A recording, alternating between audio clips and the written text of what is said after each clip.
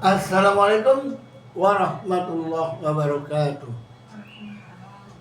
Alhamdulillahirabbil alamin. Alhamdulillahilladzi arsala rasulahu bil huda wa dinil haqqi liyudhhirahu 'ala dini kulli wa kafa billahi syahida. Asyhadu an la ilaha illallah wahdahu la syarika lah wa asyhadu anna Muhammadan 'abduhu wa rasuluh. Allahumma shalli wa sallim wa barik ala Muhammad wa ala alihi wa sahbihi ajmain, amma ba'd.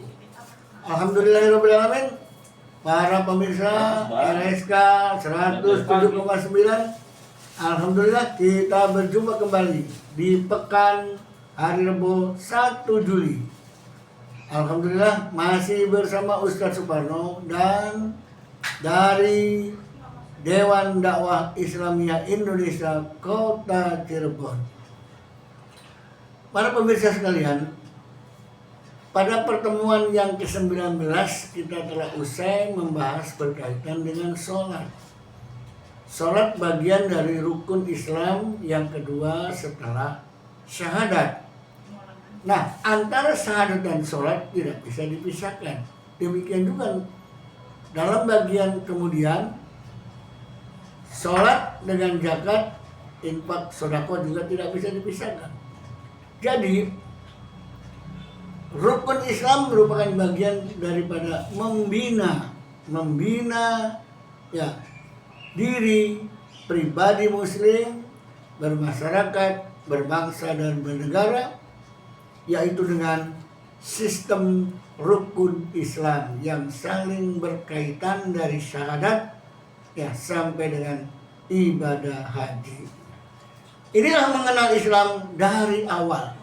Ketika kita tidak mengenal ya kaitan yang saling menjelaskan antara rukun Islam ini, maka kita masih kurang paham betul, sehingga kita harus belajar ya, sehingga akan ada kesinambungan memahami Islam secara utuh. Nah, para pemirsa yang dimuliakan Allah, kemarin itu sholat menjadi sebuah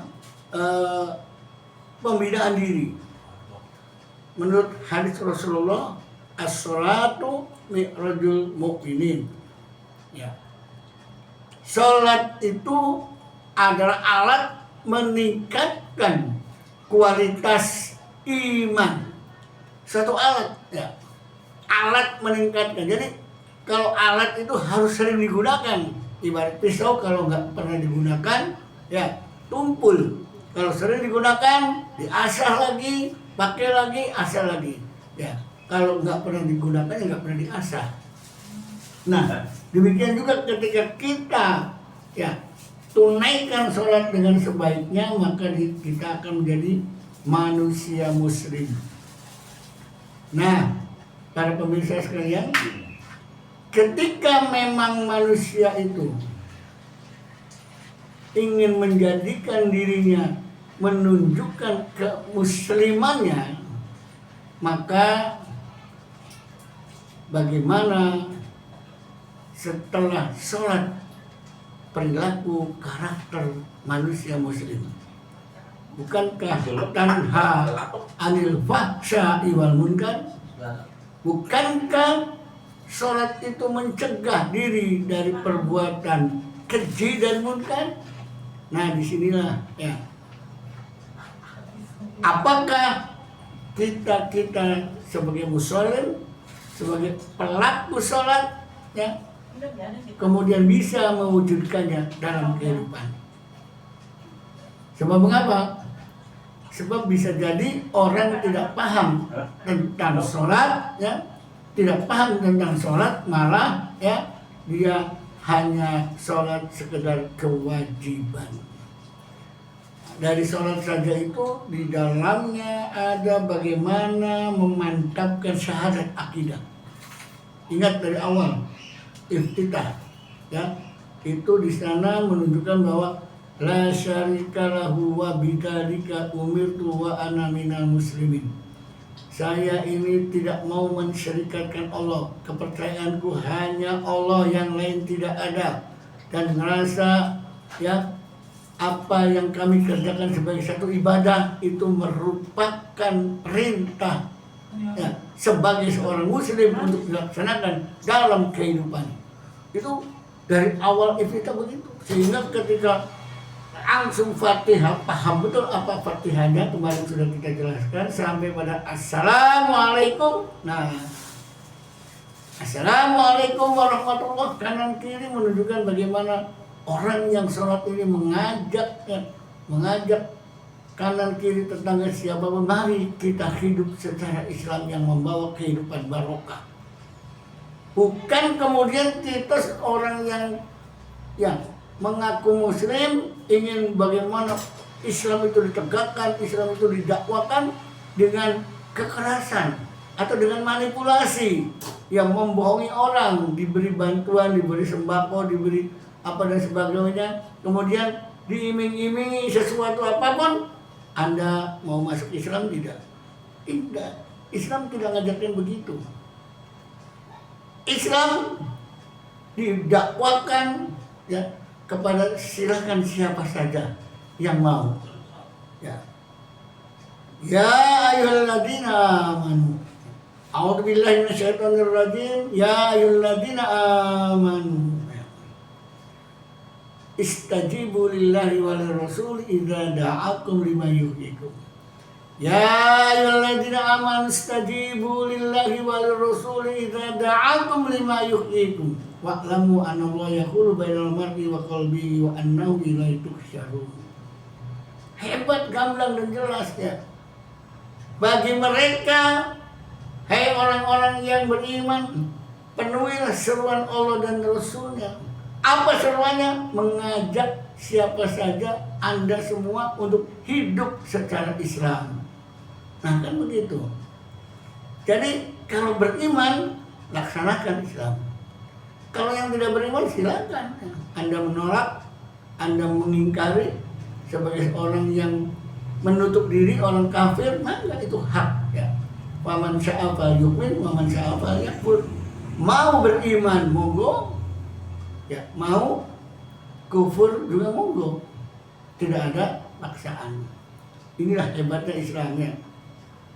Para pemirsa yang dimuliakan Allah, itulah gambaran bagaimana orang yang setelah sholat itu mampu bisa mengendalikan diri. Nah, bukan sekedar mengendalikan diri saja, tapi bagaimana mewujudkan aksi sosialnya. Ya, aksi sosialnya bukan pamer amal, tapi justru ini atas dasar perintah.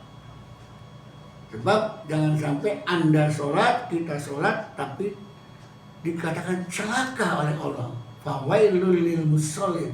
Celaka bagi orang yang sholat. Lah, ngapain saya sholat? Kalau saya dikatakan celaka, bahkan celakanya neraka wail.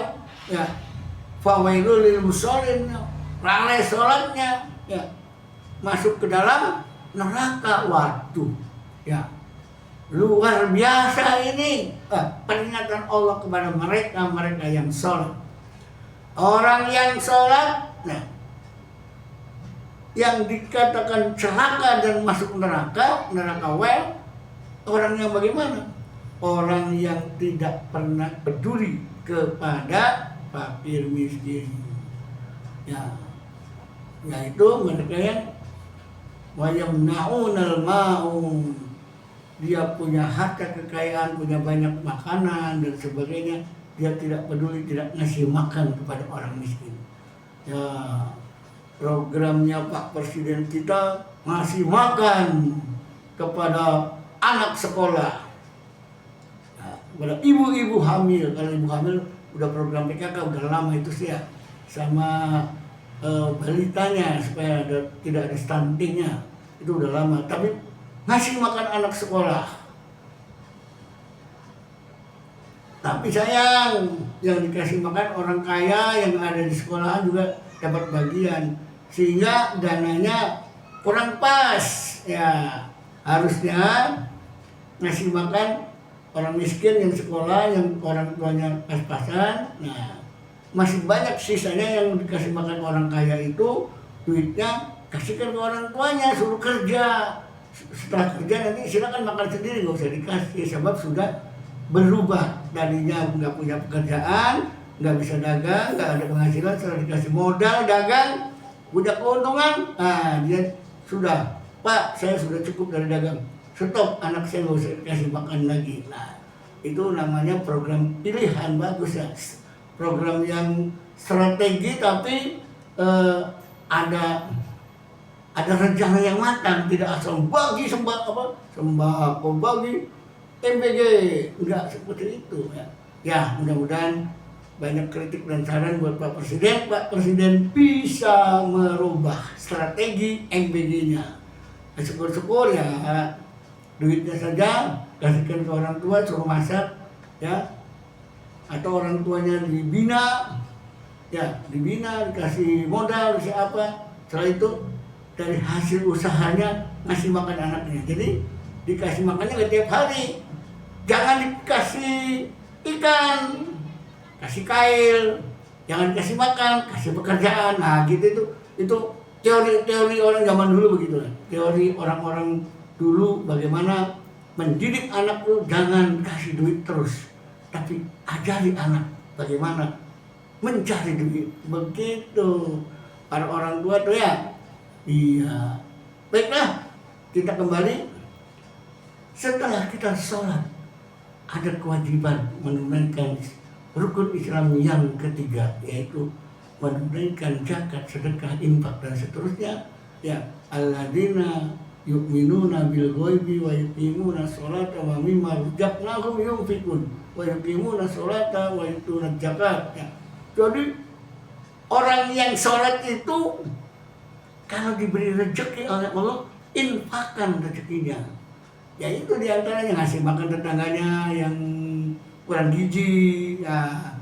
Nah di situ tuh bisa membantu tugas Pak Presiden kita. Ya, mami marojak-nahumnya itu. Nah, ngasih modal usaha kalau kita punya usaha banyak, untung banyak ya. Apalagi miliaran untungnya. Tetangga-tetangga yang belum bekerja, yang belum bisa cari duit, ya, diajarin bagaimana cari duit, dimodalin usaha apa nih ya. Kalau dia bisa bengkel sepeda, beli alat-alat bengkel sepeda ya, nambal ban sepeda, beresin sepeda ya, berikan kunci atau pompa dan lain sebagainya. Demikian juga bisa bengkel motor, bisa mencukur rambut. Jadi punya kebiasaan ya. Itulah orang yang sholat, berpikirnya bukan untuk diri sendiri. Ketika dia dapat rezeki, dia berpikir untuk saudaranya yang lain. Luar biasa ya, ajaran Islam berkaitan dengan rukun Islam. Membangun diri sudah mampu, berwawasan keagamaannya, dengan sholatnya dia insya Allah akan ajak keislamannya, mantap, senantiasa minta petunjuk sama Allah dengan ihdinas siratal mustaqim, ditunjuki jalan menuju bagaimana hidup secara islami, sehingga dia mampu membedakan ya, dia merasakan hidup penuh kenikmatan dengan Islam. Dia nggak mau dengan petunjuk orang-orang yang dimurkai dan orang-orang yang sesat. Dia istiqomah dengan keislamannya, mewujudkan dalam kehidupan sosial. Inilah ya hebatnya ya.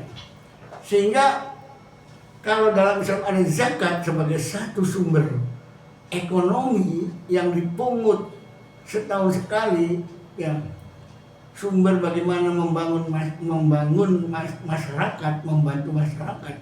Contohnya zakat fitrah. Ya, zakat fitrah itu kan sebuah kewajiban seseorang untuk mengeluarkan beras zakat fitrah. Ya, makanan pokok. Apa tujuannya? Jangan ada yang kelaparan saat Idul Fitri Lebaran. Tuh, hebat kan? Ayo makan nih beras. Nah, jangan beras saja dong. Kalau bisa kasih, ketika kita mengeluarkan beras 2,5 kilo, anak istri kita dan seterusnya, ada orang 4 misalkan 10 kilo. Apalagi nih, barangkali perlu dikasih telur sekilo, dikasih daging ayam sekilo, ya supaya bisa berlebaran orang miskin. Hebat berarti Idul Fitri bagaimana membangun sistem ya alladzina di surat Quraisy itu kan jelas jangan sampai ada yang kelaparan.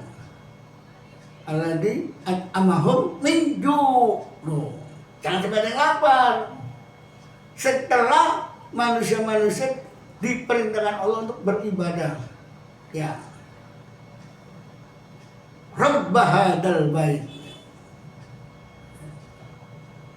Kepada Tuhan yang mempunyai Baitullah itu kita harus falyabudu rabbah dan baik, rajin sholat, rajin ibadah, rajin apa, jangan lupa orang miskin dong, jangan sampai kelaparan. Nah itu tugas orang kaya di sekitarnya, tugas negara lebih daripada itu. Bagaimana supaya jangan melarat terus, miskin terus, angkat derajatnya. Nah seperti itu. Wah, luar biasa ya. Jadi menciptakan ya sistem zakat ini menciptakan satu bagaimana kesejahteraan sosial. Kalau Idul Adha aja motong kambing, motong sapi, motong unta. Apa itu? Yaitu bagaimana ya, bagaimana perbaikan gizi, MBG ya. Idul Adha itu MBG ya. Ya. Perbaikan gizi dengan protein hewani. Kalau zakat bukan protein tapi karbohidrat, jangan sampai busuk lapar. Idul Adha yaitu makanan bergizi. Nah, bagi umat Islam yang merasa duitnya banyak, yang berlebihan, ya jangan kemudian merasa enak senang sendiri dan seterusnya, bisnisnya jalan lancar terus, masih mencari. Ya, kalau sekarang mah lagi ngetren, sudah punya kekayaan banyak, ya kemudian bikin sebuah yayasan mencari dapur. Ingin punya dapur satu, pengen dua, pengen tiga terus supaya dapat duitnya lebih banyak lagi. Padahal dia sudah banyak duit, masih kurang. Nah, jangan sampai seperti itu. Justru kalau uangnya banyak, rezekinya banyak dan sebagainya, salurkan kepada mereka yang kurang gizi. Jadi kalau memberikan protein hewani jangan Idul Adha saja, di hari-hari lain, di bulan-bulan lain, ketika orang-orang yang kurang gizi perlu protein, ya kasih dong telur, kasih daging ayam sekilo dan seterusnya. Nggak mesti sapi, nggak mesti kambing, ya kan bukan Idul Adha, hari-hari biasa. Nah disinilah kita sebagai seorang muslim dengan mewujudkan sholatnya dalam kehidupan sosial, hubungan antara kaya dan miskin terjalin aman, insya Allah. Orang kaya tidak akan diganggu oleh tetangganya yang miskin, karena orang miskin itu sering disantuni. Orang miskinnya sering disantuni ya. Karena sering disantuni, insya Allah orang miskin itu ya menjadikan satu kebahagiaan, ketentraman, sehingga bisa menjaga tetangganya yang orang kaya. Bila ada yang mengganggu, tetangganya siap untuk membela dan membantunya bila ada apa-apa. Itulah kehidupan sosial, kehidupan bersama ya. Nah, inilah pertemuan kajian pada sore pekan hari ini, kajian yang ke-20 ya, yang ke-20. Yang ke-20 berkaitan dengan bagaimana merealisasikan rukun Islam yang ketiga, yaitu zakat sebagai membangun sistem ekonomi Islam atau membangun kesejahteraan. Ya, membangun kesejahteraan.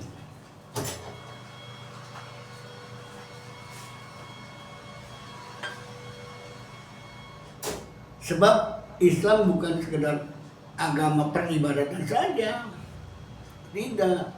Islam juga adalah agama yang berkaitan dengan bagaimana hidup bersama. Ya, hidup pribadi, berumah tangga, bermasyarakat, berbangsa, bahkan bernegara. Ya. Hebat. Ya. Sehingga kalau saja umat Islam ini betul-betul ya bagaimana merealisasikan ajaran Islam dalam kehidupan, insya Allah ada kehidupan yang ruhama'u bainahum, saling kasih sayang.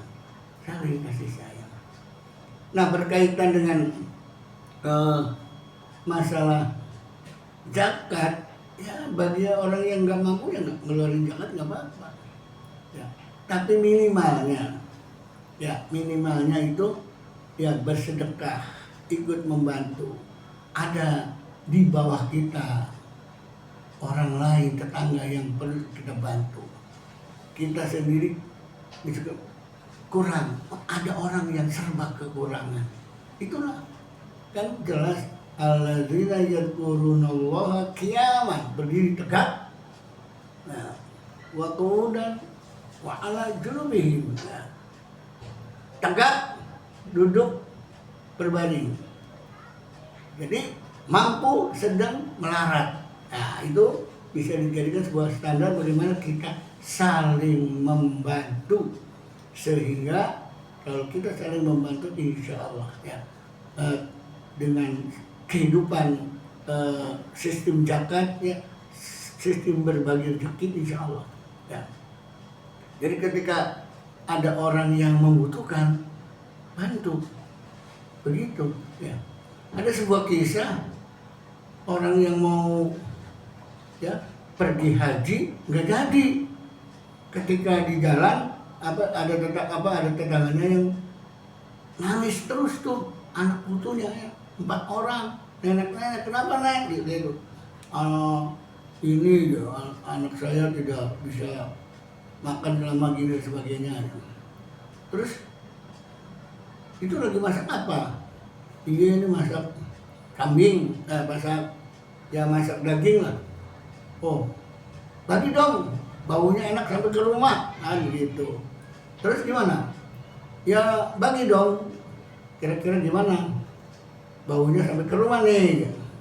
Ya, istri saya lagi ngidam, nggak bisa. Buat Anda haram, buat saya halal. Loh, kenapa? Ini daging bangkai aku temukan di jalan untuk dimakan untuk keluarga kami, kelaparan. Ya, loh, kok bisa begitu? Ya habis, nggak ada yang dimakan, halal buat kami, haram buat Anda, apalagi buat istri Anda yang sedang ngidam. Itu langsung pulang ke rumah, ambil duit yang ada, yang mau buat naik haji, kasihkan ke nenek-nenek itu. Nek, ini uang buat modal dagang usaha, makan dengan cucu-cucunya, silakan. Luar biasa, nggak jadi naik haji.